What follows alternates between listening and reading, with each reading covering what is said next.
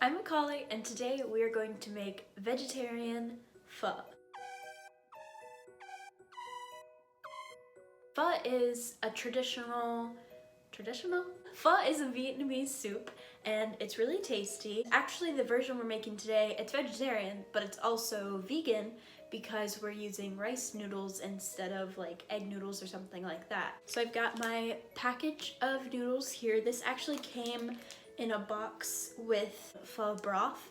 It tastes really good. Like the broth with the noodles tastes amazing, but it is kelp based in order for it to be vegan, and it smells really kelpy, and when you're cooking it, it's not a good smell. I feel bad, but it's true. So I'll just be using, oh my gosh, my iPad's on in the back. So I'll just be using the noodles out of that, and we're gonna make our own broth and cut up some veggies to put on top of it. The first veggie we're going to be cutting is this yellow onion. So I don't have bean sprouts. Traditionally, you would put bean sprouts on top of your noodles, but I have tried to get them so many times just to make this soup, and I could never find them. So yeah, so we're gonna be finely slicing this onion. Oh my gosh, what is wrong with my voice? We are going to be finely slicing this onion today. So when you're cutting onions, cut off the top and then peel all of the skin off.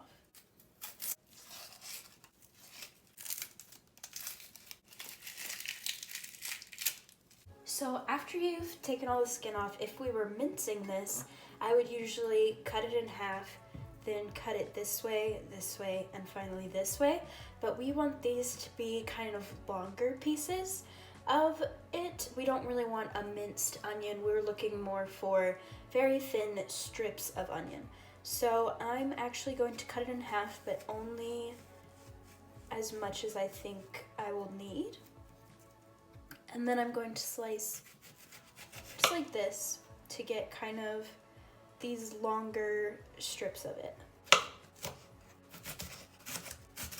Alright, that looks like a good amount of onions.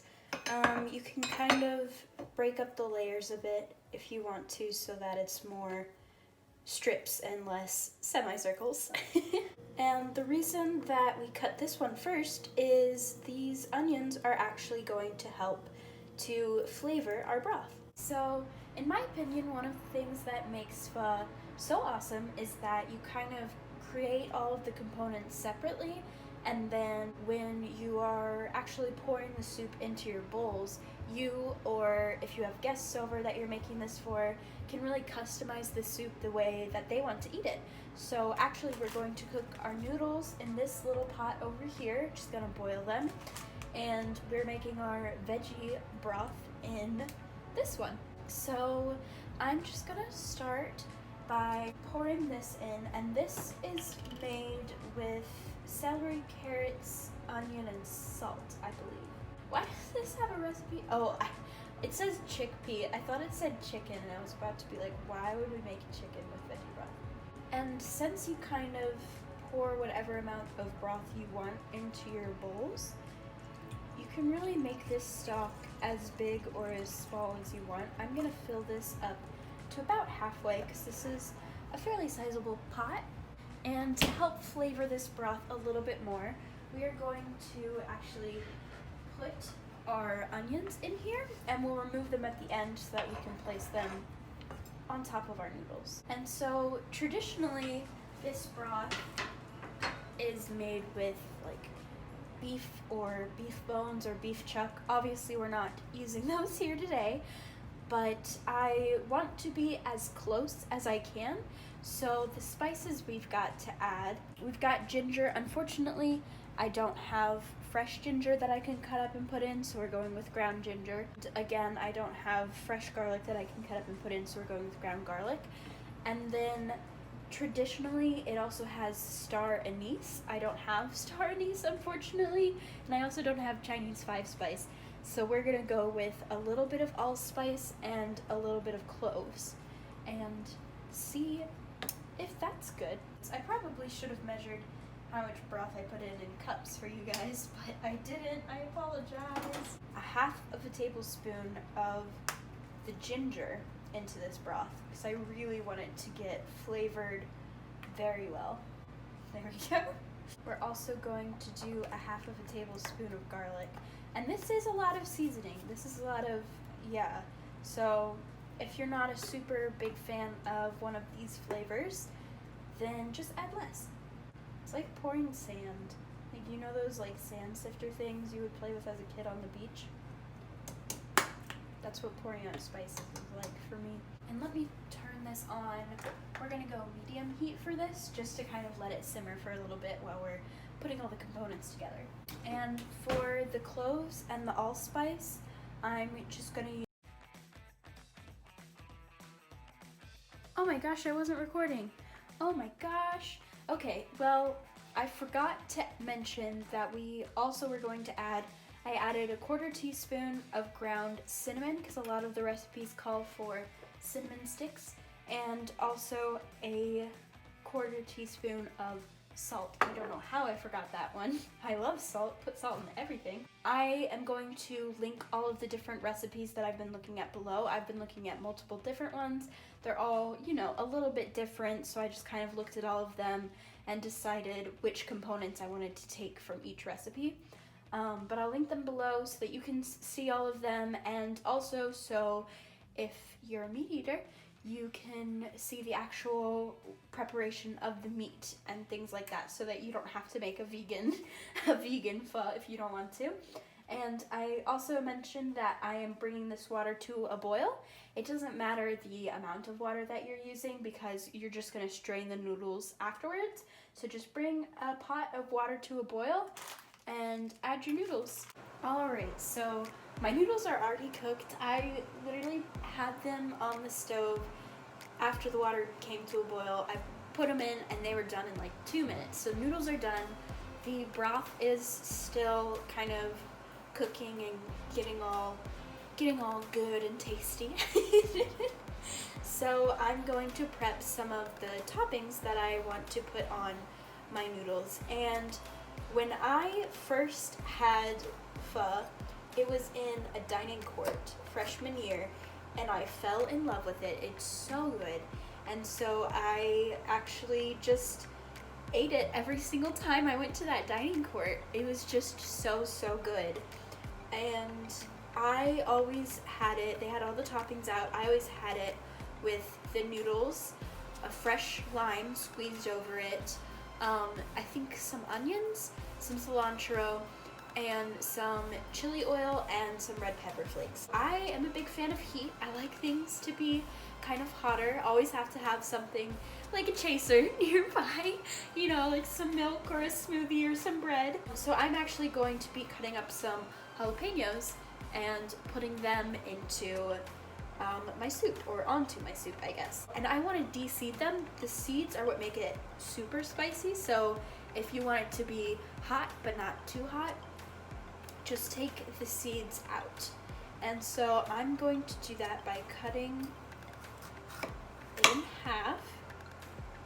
And also be super careful, do not touch any part of your body until you have washed your hands thoroughly after cutting these.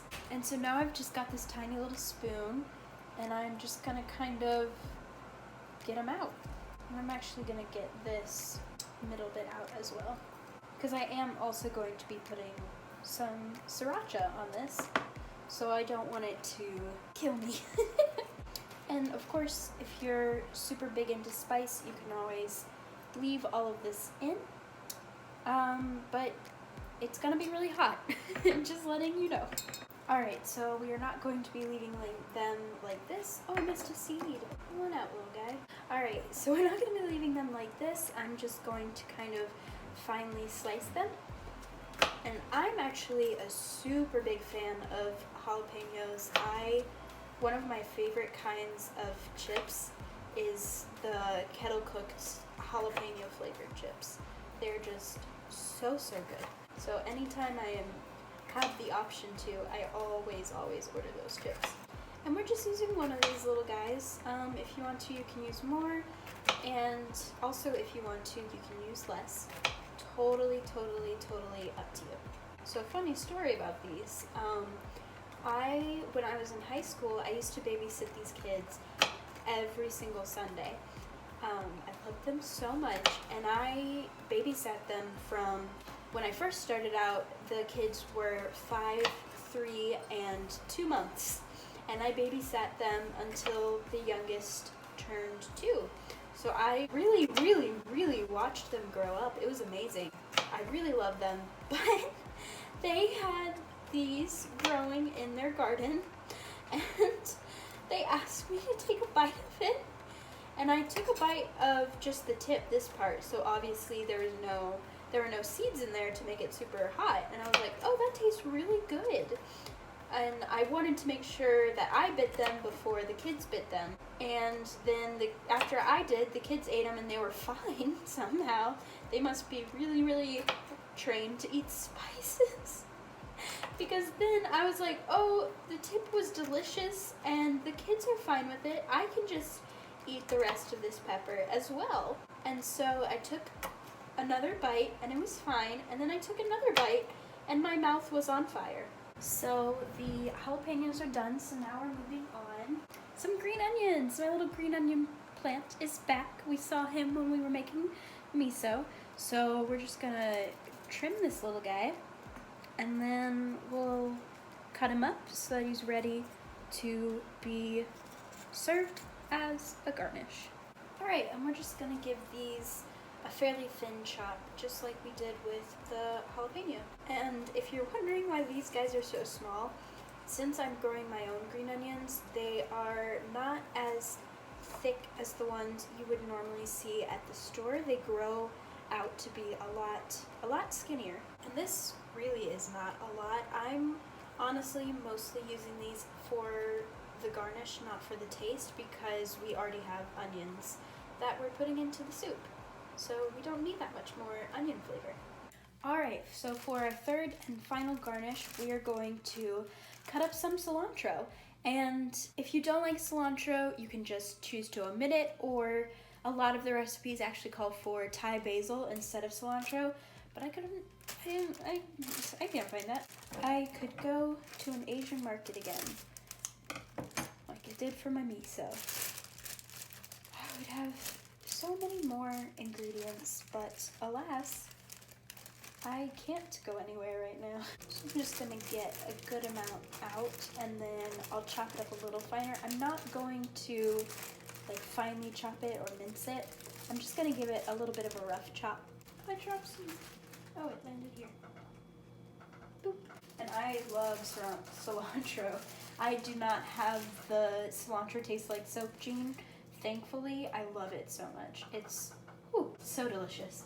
Yeah, so the leaves are a bit smaller, but they're not, teeny tiny. All right, so that's gonna be our cilantro. Look at our 3 little green beans. They're not green beans. All right, so our broth is still steaming hot.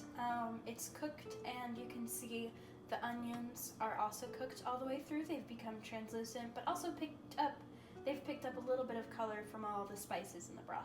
So we're gonna take those out because those are also a garnish. I guess I shouldn't say garnish for these. These are more of a topping. Oopsies.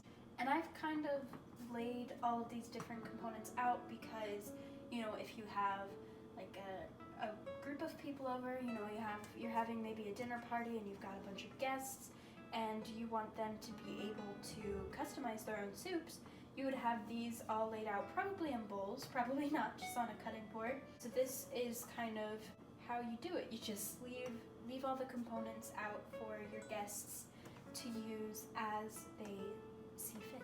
Okay, so now I'm going to get my sriracha and my lime juice ready. So when I am putting sriracha on like my eggs or into a soup like this, I don't want it to be, this kind of thicker consistency. So what I do is, oh no, can I get this open? Oh, please let me get this open. Please stand by. So I got it open because I'm super, super strong. So what I'll do is I'll put, and if it's, a small amount, like I'm using it just for maybe my eggs on a piece of toast or something, I'll mix it up in a spoon because I don't need that much of it. But going along with the whole kind of having everything out for your guests vibe, I'm going to prepare it in a little bowl here. And so what I do is I pour the lime juice in, and as you saw, squirt some of the sriracha in, and kind of mix them together so it's more of a limey hot sauce. I'm actually going to add a little bit more, and this is up to you how much or how little you want to add. I usually just go based on color. I want it to be pretty red, but also still, you know, very, very saucy and light. So that's kind of the color I usually go for. Alright, so I've got all my components, and now it's time for assembly.